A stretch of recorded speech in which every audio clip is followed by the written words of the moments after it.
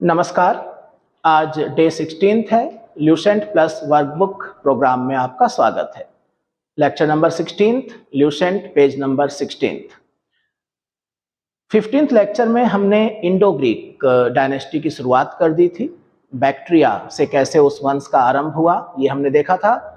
आज हम Indo Greek dynasty के बाकी शासकों के बारे में जानेंगे और शक, पार्थियंस और कुषाण आदि राजवंशों के बारे में भी जानकारी लेंगे। एक नजर इसकी वर्कबुक के ऊपर डाल लेते हैं।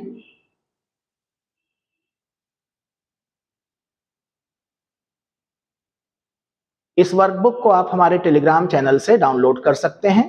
लिंक आपको उपलब्ध है। इसमें लगभग 44 या 45 क्वेश्चन इसमें हैं, 41। तो इनको आप सॉल्व करिए और प्लेन वर्कबुक को आप अपने पास रखिए ताकि रिवीजन में काम आ सके। तो जैसा कल हमने देखा कि इंडो ग्रीक शासकों ने बैक्ट्रिया पर अपना नियंत्रण कायम कर लिया। उन्होंने अपने आप को सेल्यूकस के शासन से बिल्कुल स्वतंत्र कर लिया और उसके बाद उन्होंने भारत की तरफ ध्यान दिया। ध्यान देने का मतलब है भारत को उन्होंने टारगेट किया आक्रमण के लिए। तो बैक्ट्रिया में जो विद्रोह हुआ था उसका नेतृत्व डियोडोटस फर्स्ट ने किया था और डियोडोटस फर्स्ट के बाद जिन राजाओं ने शासन किया ये उनके कुछ नाम हैं। इसमें मिनांडर जो है वो काफी प्रसिद्ध है।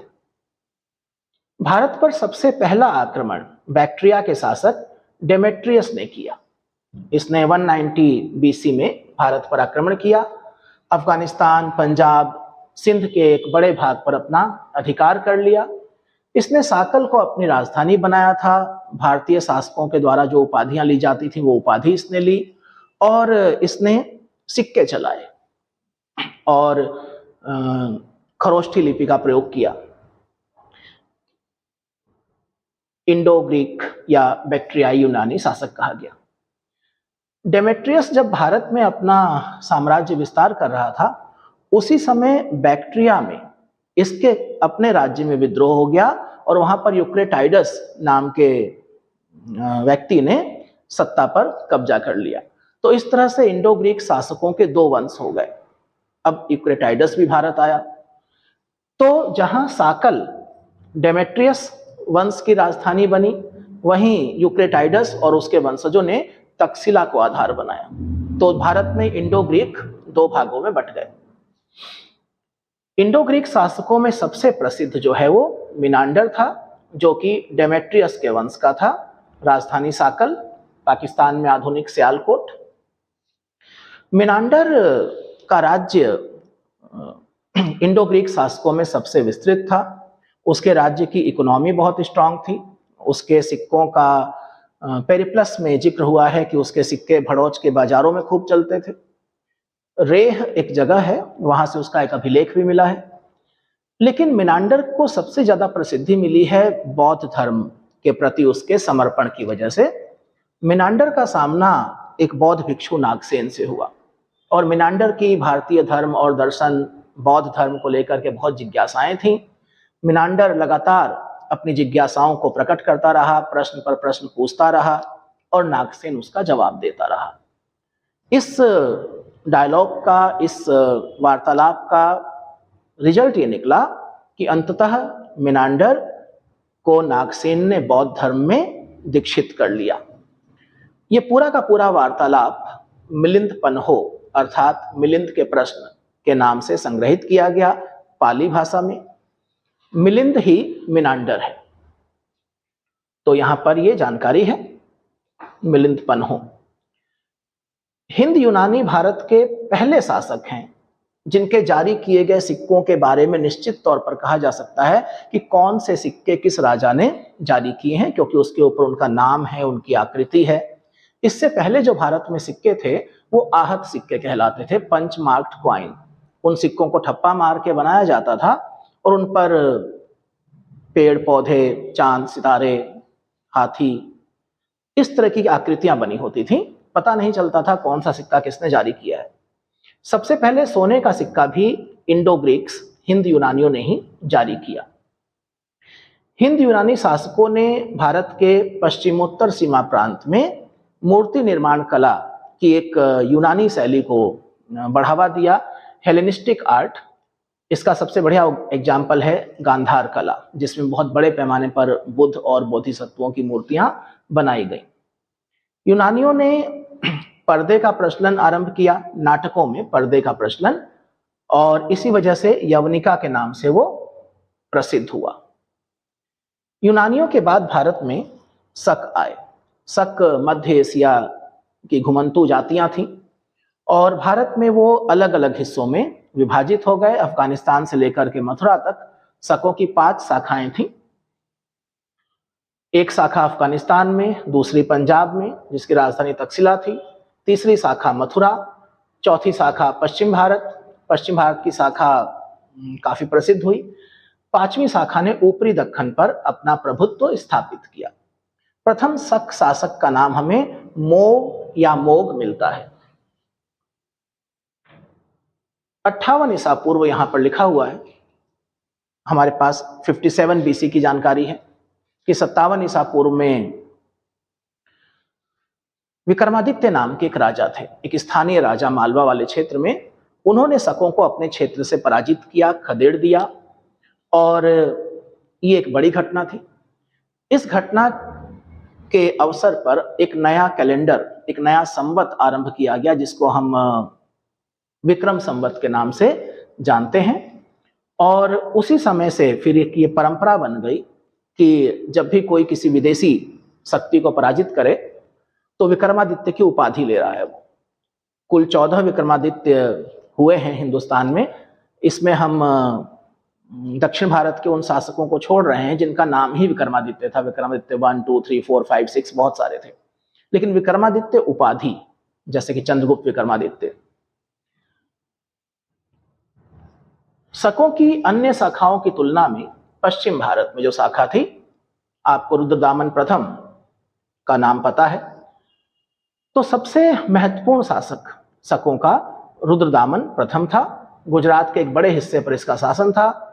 सुदर्शन झील, जो कि मौर्यों द्वारा, चंद्रगुप्त मौर्य के समय में उसका निर्माण किया गया था, तो रुद्रदामन ने उसका जीर्णोद्धार करवाया। मतलब समय के साथ वो पुरानी हो गई थी, उसमें क्रैक आ गए थे, तो उसने मरम्मत कराई। रुद्रदामन जो कि विदेशी था, लेकिन भारतीय संस्कृति को उसने अडॉप्ट किया, संस्कृत भाषा को उसने प्रमोट किया। भारत में जो प्राचीनतम संस्कृत अभिलेख उपलब्ध है वो रुद्रदामन का ही है। संस्कृत भाषा में सबसे लंबा अभिलेख, विशुद्ध संस्कृत भाषा में गिरनार अभिलेख। इससे पहले के सभी अभिलेख, जैसे अशोक के अभिलेख, स्थानीय भाषाओं में होते थे, प्राकृत में होते थे। भारत में शक शासक अपने आप को क्षत्रप कहते थे। तो कभी प्रश्न आ जाता है कि क्षत्रप प्रणाली का संबंध किससे है? शकों से है। शकों के बाद पश्चिमोत्तर भारत में पार्थियंस या पहलव लोग आए, और सबसे प्रसिद्ध पार्थियन शासक जो है वो गोंडोफर्निस था। इसी के समय में सेंट थॉमस ईसाई धर्म का प्रचार करने के लिए हिंदुस्तान आया था। और एक अभिलेख है इसका, गोंडोफर्निस का तख्तेबाही अभिलेख। तो कभी कभी अभिलेख पूछे जाते हैं यहां से। पार्थियंस लोगों का मूल स्थान ईरान। इसके पश्चात मरणोत्तर काल की सबसे महत्वपूर्ण शक्ति कुषाण। कुषाण भी सेंट्रल एशिया से आए थे, मध्य एशिया से आए थे, और वहां पर इनको यूची और तोखरी कहा जाता था। यूची नामक कबीला 5 कुलों में बटा था, उसी में से एक कुषाण थे। कुषाण वंश के संस्थापक के तौर पर हमें नाम मिलता है कुजुल कटफिसिस का। तो कुजुल कटफिसिस शासक है, उसके बाद विम कटफिसिस, कुजुल कटफिसिस के बाद, और विम कटफिसिस के बाद जो शासक है वो है कनिष्क। कनिष्क कुषाण वंश का सबसे प्रतापी शासक था। राजधानी पुरुषपुर या पेशावर और एक राजधानी मथुरा।